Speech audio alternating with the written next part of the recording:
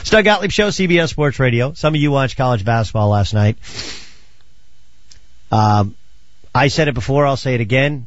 Sometimes you try an icebreaker joke, and it doesn't go over well. No one ever said I was a comedian, and apparently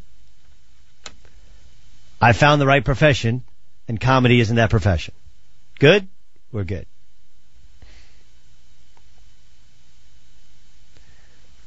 All right, let's get to some college hoops last night. But my biggest takeaway and the kind of teaching point of last night. One, don't crack jokes in your first line on national TV. Two,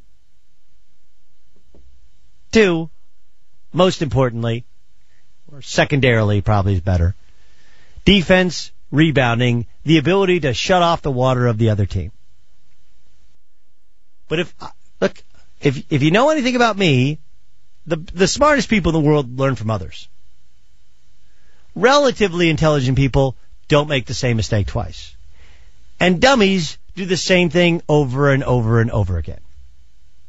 Me personally, I learned from last night twofold. What not to say. And defense, rebounding, those metrics win games in Sweet 16. You gotta know time, score, possession, momentum. I have said it before today, and I will reiterate it. Essentially, what I said last night on TV amounts to guy checks into the game, comes in, and first time he touched it, little heat check. And dudes start looking around like, did he just shoot that? But you know what? You got 39 and a half more minutes to play the game. So, no more heat check jump shots beginning TV broadcasts. I think that's a good analogy. I think that works. Man, we got a lot to get to. If you listened yesterday, you're aware, my boys from Mojo, that's Chris Moore, Brian Jones, the show that follows this show, really entertaining show. I laugh, I cry, I want to hug somebody. And oh yeah, by the way, they okayed my line last night. I ran it by them on radio. They were like, go ahead with that. Brian Jones getting me in trouble. I take full responsibility.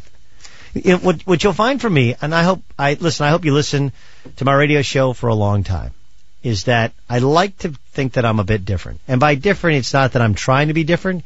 It's that I do think I'm a regular person. I'm 37 years old. I'm a father of 3.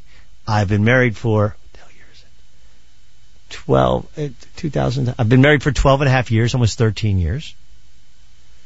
My parents are still married. My wife's parents are still married. That's my background.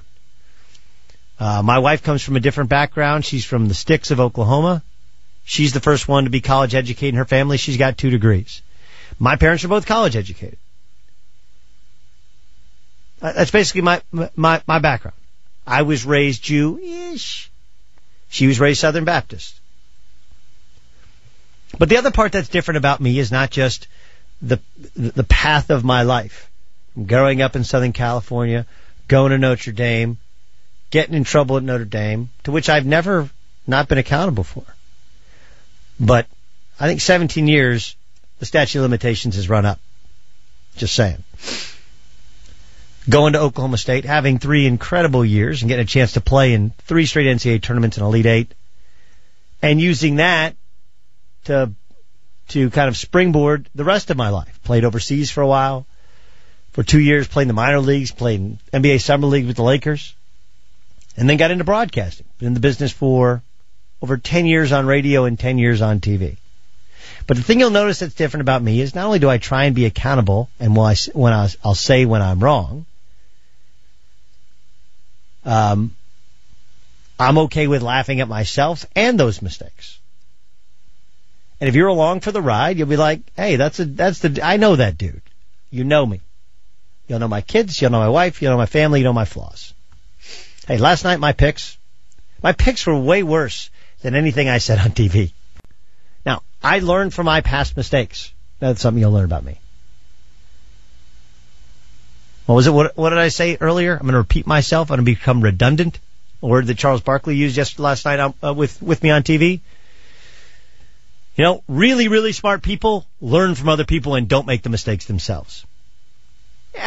Above average intelligence people learn from their own mistakes. Don't make the same mistakes twice. I learned from my own, and I won't make it again.